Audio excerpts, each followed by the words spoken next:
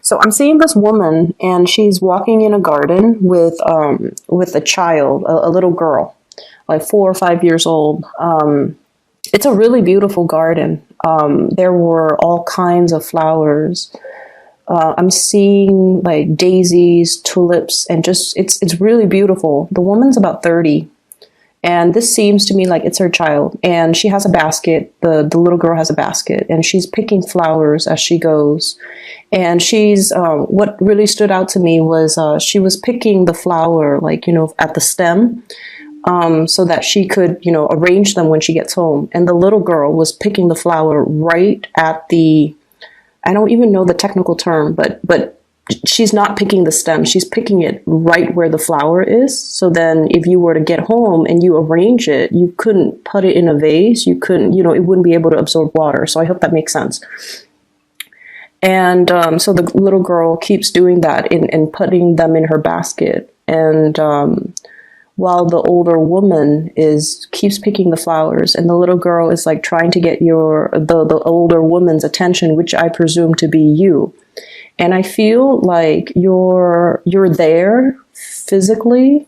You're going through the motions, putting the flowers in the basket and picking the pretty flowers. But it seems like your thoughts are preoccupied elsewhere. It's almost like you're in a trance, just walking through this really beautiful garden. And you're not really aware of what she's doing, the little girl's doing. And it's like you're very much lost in your thoughts. So when I saw this, especially when it comes to, imagery with children, it usually tells us that there is somebody in your life that you have to, give your utmost attention to, okay? This is somebody that relies on you. This is somebody that needs to be told how to behave, what to do, how to do things the correct way. And this is also indicative of, responsibilities as well that we have to take care of. So whatever it is that you guys are dealing with or going through, and I'm not going to downplay, the emotional distance that I feel happening here. There's a sense of just going through the motion, not really feeling inspired or being very emotionally present in the activity that you're doing. You're just going through the motions, and other people around you are asking for guidance, or asking for your attention, or wanting to share an experience with you, but I feel like you're not emotionally available. So that's the sense that I got. And I just feel like, it is going to be quite a busy week for you.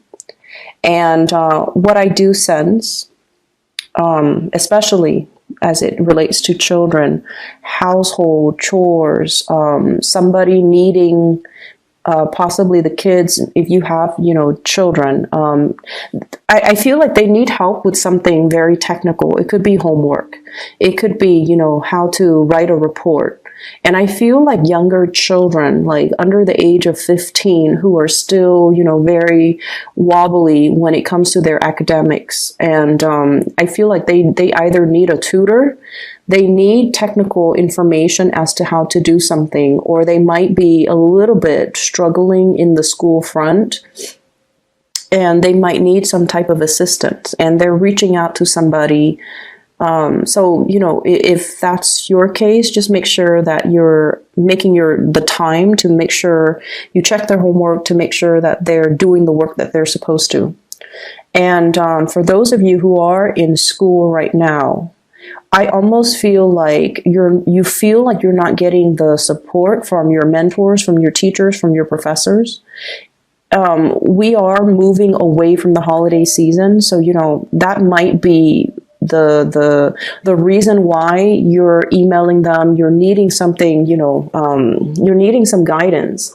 And if you feel like they've been MIA, they're coming back into the picture. Okay, so I feel like it might have just been a temporary lapse, mainly because of the holiday season. They've got things they needed to take care of. They might have stressors in their lives, and they might have, a lot of things they needed to take care of from their end.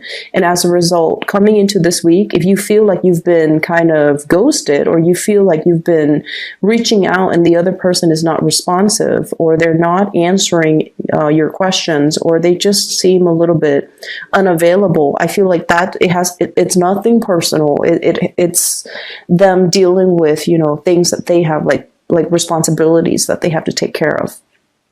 And so what I feel is, yes, there is a lot of work coming through for this week. There are a lot of things that you need to do.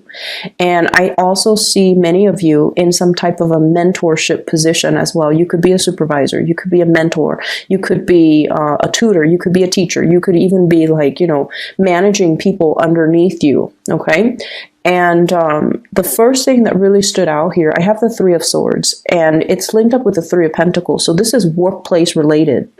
And I feel like there might have been some people that you were that you worked really well with, that you jive really well with,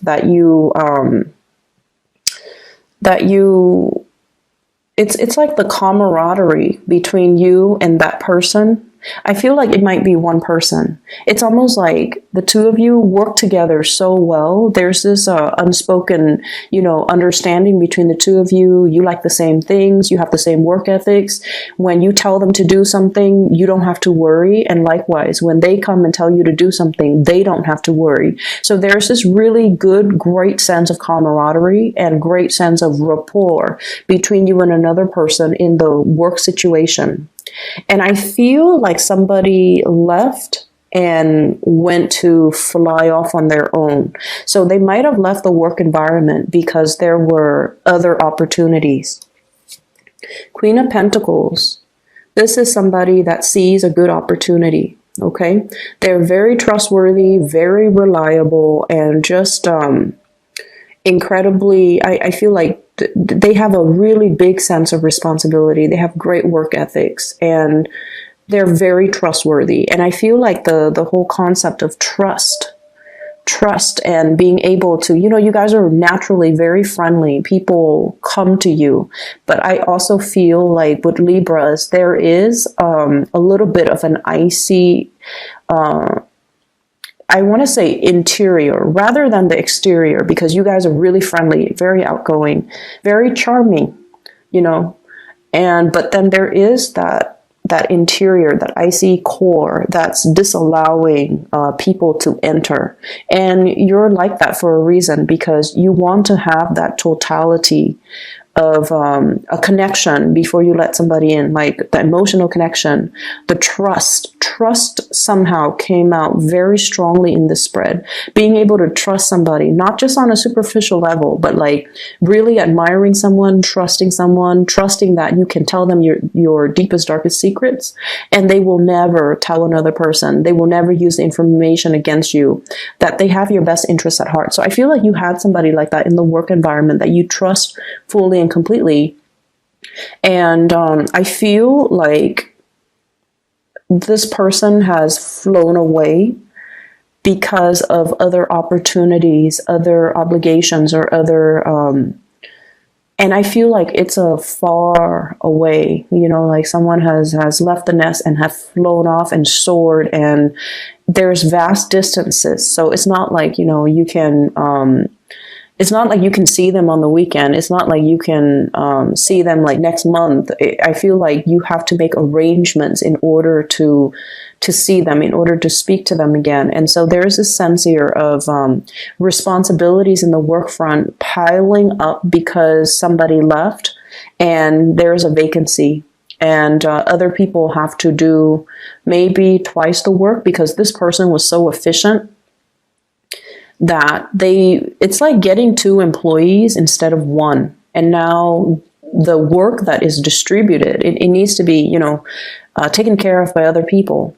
And so there's a lot of busy energies that I'm seeing coming in. And it's also the end of the holiday season where work piles up for those of you who have been on vacation or in the office or in the work environment or in the school academic environment. It's like you're kind of hitting the ground running, okay? And finances in this spread looks really, really, really stable. So I feel many of you are spending a lot more time with like housing, decor, decoration, buying things that, like splurging on things that are necessary. You know, so if you've been eyeing like that new, you know, dining room table and you're just like, oh, I'll get it. I feel like you're going to furnish your house. You might even be anticipating a lot of people coming into your house or allowing for more people to come into your home. You might have been a little bit isolated, or you might have, you know, just gone out with friends but never allow people to come into your home. So now you're making your home more homey. You're making your home more cozy, more welcoming, because you're expecting, you know, your social life to pick up, which I feel like it will. And I'm also seeing some opportunistic people in the work environment, okay? The ones that when the higher ups are around, they're on the best behavior. They act like they're doing so much work. And then when the higher ups are, you know, dashing out the door, they go back to their chit-chatting, you know, browsing the internet, not doing the work that they're supposed to. And I also feel an element of doing, like cutting corners, doing work the wrong way. And so that's for people in your working environment, as well as if you have children, okay, and if you're a student, by all means, please don't cut corners, because education is funny, because, well, everything in life, I feel, takes on this energy. Whatever you put in is what you're going to get out. So if you are shortchanging yourself by, you know, dashing off assignments at the last minute, not studying or cramming, just to pass an exam, you're not going to be able to in the long run, retain the material. And knowledge is cumulative. It builds on itself. And so, and, you know, just consider how much we are paying for tuition or for school or for training or for seminars or whatever the situation might be, for even a tutor or even paying a tutor for our child. It's still our responsibility, you know, to follow up, to make sure the child is doing the work. It's our responsibility to understand that whatever we put in is what we're going to get out. So if we're doing like a sloppy job, and I don't sense that with a lot of Libras, you guys do things with a lot of care, but you might have other placement in your natal chart that, you know, can create like that cutting corners type of energy. And so I feel like, you know, you want to be cognizant of that, and you want to make sure that things are done properly, because knowledge builds on itself. Okay. So aside from that, I do see a little bit of a quarrel and conflict, very minor. It's almost like ideological differences. You know, it's not about infidelity or cheating or anything like that. I just feel like conflict between you and another person. For some of you, this could be like a sister. I'm seeing a sister. For others of you, this could be like a love interest, okay? And I'm seeing Earth, Taurus, Virgo, Capricorn, and water sign, Pisces, Cancer, Scorpio. Okay, so if you have sisters with those types of sun sign, moon, rising, it's like, you know, you guys are very opinionated, but I feel like, you know, the way in which you project or in which you convey your ideas is very diplomatic. Okay, it's not forceful. It's very like tried and true. It's very rehearsed. It's very research. So you arrive at what you believe in through thorough research, and you're just going to state what you believe in, and you don't really care if people agree. You're not one to argue your point or push your agenda on other people, and that's where the Libran diplomacy is just, you know, very highly sought after. And I do feel like this is a person that has belief system that might not be founded on facts and trial and error. They might just have like an emotional response to something. So they can tell you, oh, they feel a certain way, but they don't really have valid reasons, you know, valid reasons. They can't really give you anything concrete, anything, I want to say, like scientific to corroborate the things that they believe in. So it's an emotional response, whereas from your end, you're stating facts, you're stating figures, you're using logic to back up the argument. And with them, it's not very logical. So from your perspective, this person might be a little bit emotionally sensitive or emotionally irrational when they're dealing with you. And if this is a family member, in particular a sister, they're really telling you to be patient with this person. I see like some deep-rooted, you know, like patterns of behavior, and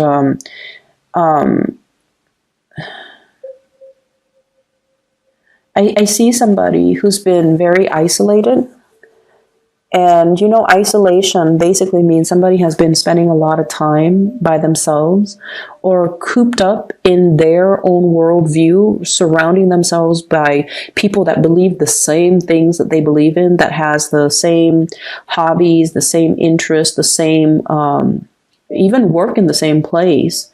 And so it's really hard for them to break out of their worldview and see a different worldview, right?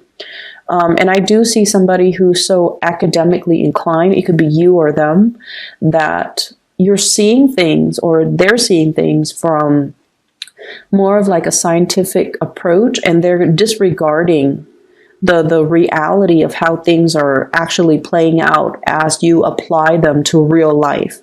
So there's a huge clash. Common sense and emotional responses is what I'm sensing. Common sense dictates this, and then the other person might be going against all common sense and just be like, well, I don't care about this. I feel this way, and I feel like we should do it that way. And so there are some power dynamics, a little bit of power struggle, and not being able to see eye to eye between you and another person, okay? So keep in mind, I feel like the energy is short. It's not something that's going to taint the entire picture for the week, but I feel like it is something that is very cyclical, coming back around, as well as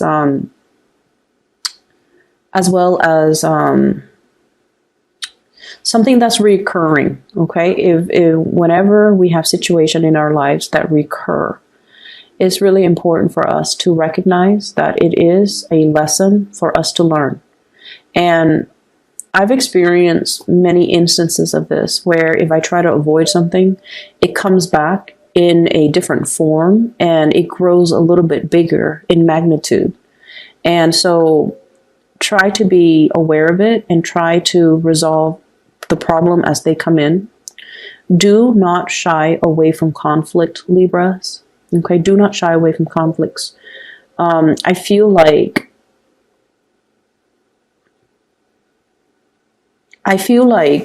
a lot of the times when we are in a conflictual situation with another person, our egos get the best of us. You know, especially as an air sign, we identify very strongly with our belief system, and somebody that doesn't believe the same things that we do, we often see it as, you know, it's not meant to be like this, but we often see it as an attack on our character.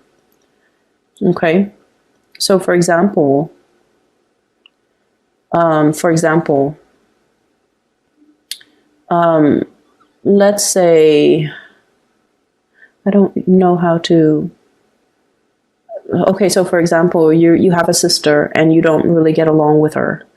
and you're like, I want to be a vet. I want to be a dentist, or I want to be a vet, whatever the situation is. And then she's just like, you should be a proper doctor. I feel like it's somebody who's a little bit judgmental. You should be a proper doctor. Vets are people that haven't made it successfully through med school, or, their residency, or whatever the case is. And you're just like, but I love animals, and veterinary care is, growing right now. So it's a good field to get into. And so you're speaking from your perspective. And I feel it's almost like the tone, or the way that the other person tries to steer you in a different direction. It's almost like they're attacking your interests, your personal beliefs, and your likes and your own dislikes. So it's really hard for us to separate the ego from our thoughts. And keep in mind, a lot of conflict actually can be mitigated if we try to detach the ego from it and look at things from a little bit more of an objective standpoint, so that it doesn't rattle us, so that we can be a little bit more calmer, more collected when we are trying to refute the other person's argument. It's almost like, when we feel personally attacked. And I'm getting the conflict here. Okay. It's a dragon fighting a lion. Different species, different worldviews, different ways of doing, different instincts. But it's a situation where I feel like the dragon's going to win. So the point of this is, it's a stalemate, supposedly, because it's the Two of Swords. But there is clearly somebody with an advantage here. And so when we argue and we get into a heated debate, and you guys even when you're upset, you can think very, very lucidly, like very clearly. But I feel it's almost like it's a lot more meaningful to be a lot calmer and to reason with the other person. And, even tell them, well, that's your own personal opinion. Everyone is entitled to have their own opinion. And I like animals, so I want to be a vet. I like working and caring for animals, And then you can say like, or why don't you be the doctor? If it seems like it's so blasé for you to say, be a proper doctor, why don't you go through med school? Why don't you, do the work? And rather than telling people. So I feel like approaching it from that standpoint would be really, it would mitigate the conflict. It would just kind of like squash everything. Okay. So I feel like someone's not fighting fair, and I feel like someone is using like emotional appeals to as their reasoning, as their primary reason as their primary argument. And either way, I feel like, it's telling you to kind of like rise above it, rise past it, or excuse me, at least looking at things from a bird's eye view and try to resolve the conflict. Okay, don't shy away from it. Resolve the conflict so that it doesn't come back. Okay. Let me see if there's anything coming into the picture. I feel like for those in coupled relationships, there might be co-parenting issues, conflict between you and a partner regarding children. And then I also feel like if you're in relationships with blended families, there's that element as well. And then I also feel, I do sense a little bit of a blast from the past here. And the blast from the past pertains to a situation that where there has been a lot of conflict between you and another person, and they could be whatever sign. You've moved away from it, and I feel like you're assessing whether or not to re-engage with this person because of the past history of conflict. Okay, so there's an element here about somebody coming in, soliciting you. Somebody who's like, oh, I've changed, here's what I'm doing with my life. Here are the ways in which I've changed. Here is me trying to make amends, trying to make things better. Okay, so there's that element. And I would say, it's water under the bridge. So I feel like this time around, just be very patient. If you are re-engaging romantically, friendship-wise, whatever the circumstance with that person, be very, very patient with this process. It's almost like there is a lot of wishful thinking that this can work out the second time around, and it can, because there's a lot of history here. We have as well the Six of Cups.